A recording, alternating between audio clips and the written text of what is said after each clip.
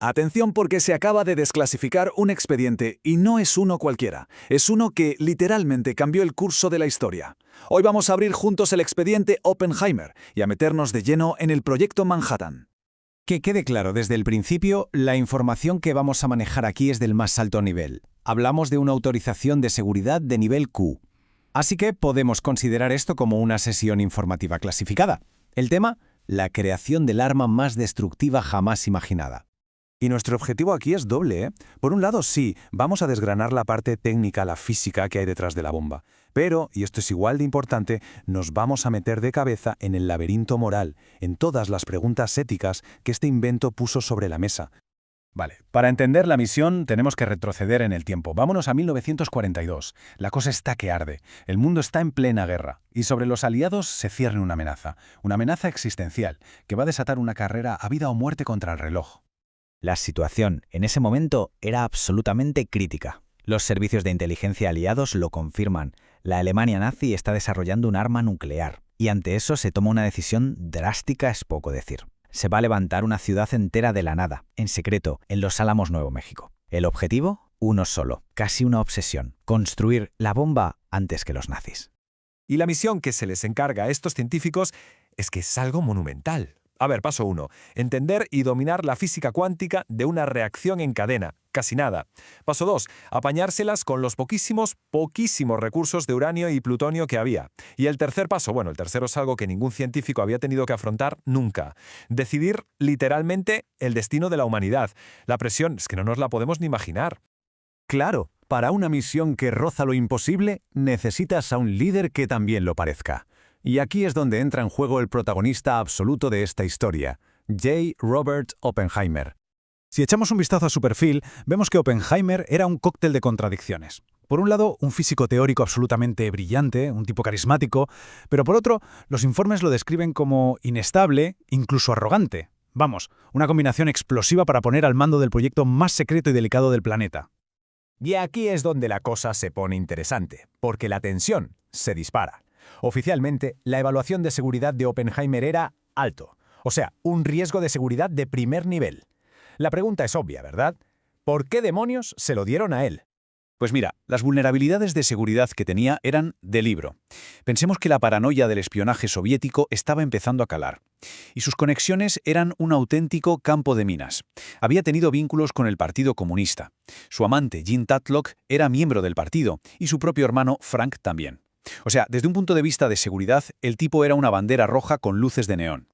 Pero, y aquí está la clave de todo el asunto. A pesar de todos esos riesgos, el consenso era unánime. Él era el único que tenía esa doble genialidad. Por un lado, era capaz de entender hasta la última coma de la física teórica más compleja, y por otro, tenía el carisma para liderar a ese grupo de genios, que no eran precisamente fáciles de tratar. Era, simple y llanamente, indispensable. Bien, ya tenemos al hombre. Ahora vamos a la máquina. Pasemos al dispositivo. Vamos a ver cómo ese equipo de mentes brillantes en Los Álamos consiguió literalmente desbloquear el poder del átomo.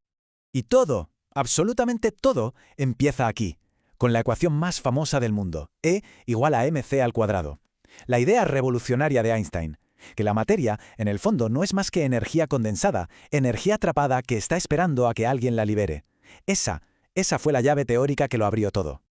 Vale, esa es la teoría. La práctica es lo que llamamos fisión nuclear. Y explicado de forma sencilla para que nos entendamos, imagínate que coges un núcleo atómico muy pesado e inestable, como el del uranio 235, y le disparas un neutrón. ¡Pum! El núcleo se parte en dos. Y esa ruptura libera una cantidad de energía, simplemente bestial. Y en Los Álamos no siguieron un solo camino, sino dos. Por un lado, tenían el diseño de tipo cañón, al que llamaron Little Boy. Este usaba uranio 235. El mecanismo era conceptualmente más simple: disparar un trozo de uranio contra otro, para alcanzar la masa crítica. De hecho, estaban tan seguros de que funcionaría que ni siquiera lo probaron antes de usarlo. Y luego estaba el otro diseño, el de implosión, el Fatman. Este usaba plutonio. Y era mucho más sofisticado, pero también muchísimo más difícil. Requería una esfera de explosivos convencionales que tenían que estallar todos a la vez, con una precisión de microsegundos para aplastar el núcleo de plutonio y que todo funcionara. Un reto de ingeniería brutal. Y todo este trabajo nos lleva a un único punto, al momento cumbre de todo el proyecto, la hora de la verdad. Nos vamos al desierto de Nuevo México, a un lugar con un nombre que ya te pone los pelos de punta: Jornada del Muerto. Bienvenidos a la prueba Trinity. La cuenta atrás final fue un infierno de tensión. Imaginaos la escena. A las 2 de la madrugada cae una tormenta eléctrica brutal que casi obliga a cancelarlo todo. A las 4, por fin, para de llover. Luz verde. Activan los circuitos de detonación. A las 5 y 10 de la mañana empieza la cuenta atrás final de 20 minutos. Tic-tac hasta llegar a la hora exacta. Las 5, 29 minutos y 45 segundos. La descripción de los que estaban allí lo dice absolutamente todo. El sol salió 2 veces, así de simple y así de aterrador. Primero, un destello de luz tan potente, tan cegador, que se vio a cientos de kilómetros. Y justo después, una ola de calor abrasador. Era el poder de una estrella, desatado aquí, en la Tierra, por primera vez en la historia de la humanidad. Y en ese preciso instante, mientras Oppenheimer miraba esa aterradora nube en forma de hongo crecer y crecer, le vino a la mente un verso de un texto sagrado hindú, el Bhagavad Gita, y es una frase que hiela la sangre: «Ahora me he convertido en la muerte, el destructor de mundos». En ese momento, él supo exactamente la terrible magnitud de lo que acababan de crear. El éxito de la prueba Trinity lo cambió todo, al instante. No solo demostró que el cacharro funcionaba, sino que reescribió por completo el tablero de juego geopolítico, y de repente, el objetivo original del proyecto ya no existía. A ver, recordemos, en mayo de 1945, Alemania, el objetivo original, se rinde. La guerra en Europa ha terminado, pero el proyecto Manhattan sigue a toda máquina. ¿Por qué? Porque ahora la mirada se gira hacia el Pacífico. Estados Unidos quiere evitar a toda costa una invasión terrestre de Japón, que se calculaba que sería una auténtica carnicería. Y la bomba pasa a ser vista como la única herramienta capaz de forzar un final rápido de la guerra. Y este nuevo poder tuvo consecuencias diplomáticas inmediatas. Pensemos en la conferencia de Potsdam. El presidente Truman está allí negociando con Stalin. Y en mitad de todo le llega el mensaje secreto: Trinity ha sido un éxito. A partir de ese momento, su actitud, su forma de negociar con Stalin, cambia por completo. Sabe que tiene un as en la manga que nadie más en el mundo posee. En ese momento, oficialmente, el mundo entró en la era atómica.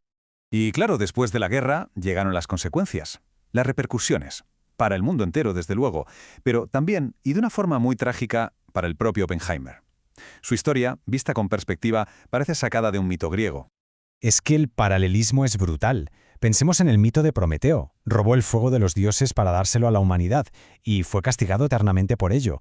Bueno, pues Oppenheimer desbloqueó la fuerza del sol, la energía nuclear, se la entregó a su gobierno para ganar la guerra y acabó siendo perseguido, humillado y castigado por ese mismo gobierno que antes lo había tratado como un héroe nacional.